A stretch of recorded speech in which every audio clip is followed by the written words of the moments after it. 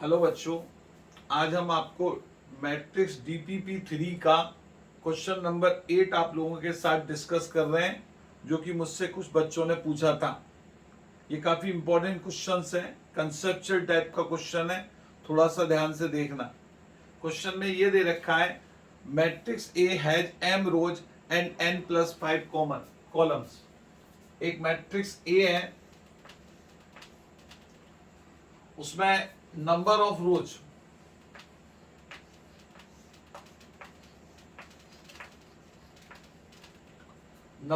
रोज given है बच्चों m,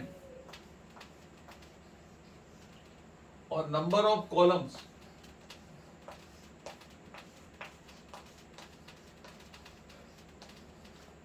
equals to given है n plus 5। Therefore, order of matrix A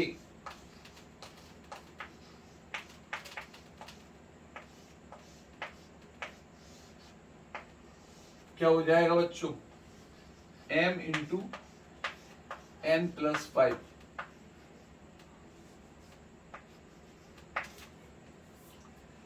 इसी प्रकार से बच्चों एक और मैट्रिक्स दी हुई है B, और ऑर्डर ऑफ मैट्रिक्स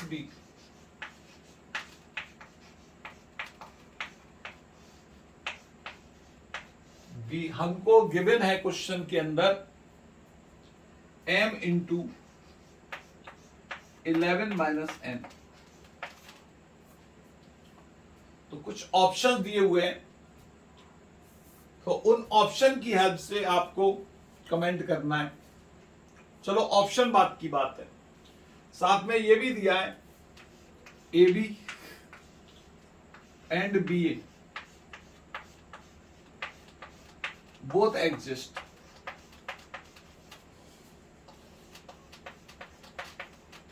ये बच्चों इसका सबसे मेन पॉइंट है, A B and B A both exist. मतलब ए का प्रोडक्ट बी से करते हैं या बी का प्रोडक्ट ए से करते हैं, दोनों पॉसिबल है। क्वेश्चन में ये गिवन है। तो बच्चों एक बात मैं तुमको बता दूं कि ए का बी से प्रोडक्ट और बी का ए से प्रोडक्ट अगर एग्जिस्ट कर रहा है तो ए की कंडीशन पे एग्जिस्ट करता है।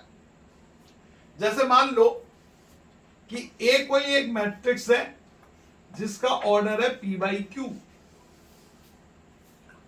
और एक दूसरा मैट्रिक्स बी है, अगर उसका ऑर्डर बच्चों q बाई पी होगा तो उस स्थिति में ए बी एंड बी ए दोनों के दोनों एग्जिस्ट करेंगे। ये सबसे इंपॉर्टेंट पॉइंट है, समझने की कोशिश करना। अगर ए का ऑर्डर p बाई क्यू है और बी का ऑर्डर उसका रिवर्स है, तो ऐसी सिचुएशन कहीं पर भी आए तो यह बात बिल्कुल सत्य है कि ए का बी से भी पॉसिबल होगा और बी का ए से भी पॉसिबल होगा। अब क्वेश्चंस के अकॉर्डिंग ए बी और बी ए यहां पे पॉसिबल है, तो ए का ऑर्डर है m इंटू एन प्लस 5 और बी का ऑर्डर है m इंटू 11 माइनस 9। तो अगर ए बी और बी ए पॉसिबल होगा बच्चों, अगर ए बी और बी ए पॉसिबल होगा तो आप लोग समझ सकते हैं कि अगर ए बी बी ए के पॉसिबल होगा तो ये वाला जो नंबर है m, ये 11 माइनस n के बराबर होगा, और जो ये वाला नंबर है ये इसके बराबर होगा। तो हम यहां पे लिख सकते हैं A B and B A are possible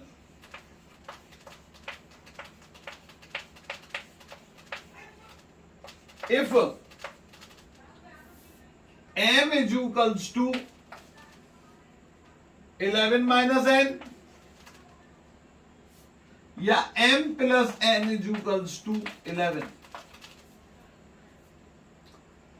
and m is equals to n plus 5, या m minus n is equals to 5।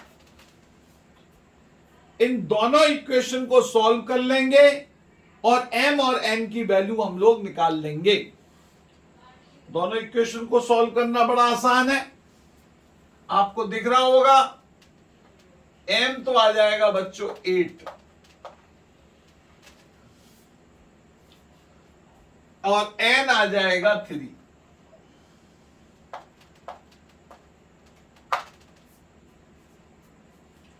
तो इस हिसाब से मैट्रिक्स ए का ऑर्डर क्या हो गया, बोलो। What is the order of matrix A? 8 into 8। And what is the order of matrix B? It is also 8 into 8। तो यहां से ऑप्शंस को अगर आप लोग पढ़ो तो सबसे पहला ऑप्शन है A B and B A are square matrix. तो बिल्कुल सही बात है, ए बी और B A are square matrix. A B और बी ए क्या होंगी बच्चों? स्क्वायर मैट्रिक्स होंगी। तो इसका ऑप्शन फर्स्ट वाला करेक्ट हो जाएगा, and this is the answer.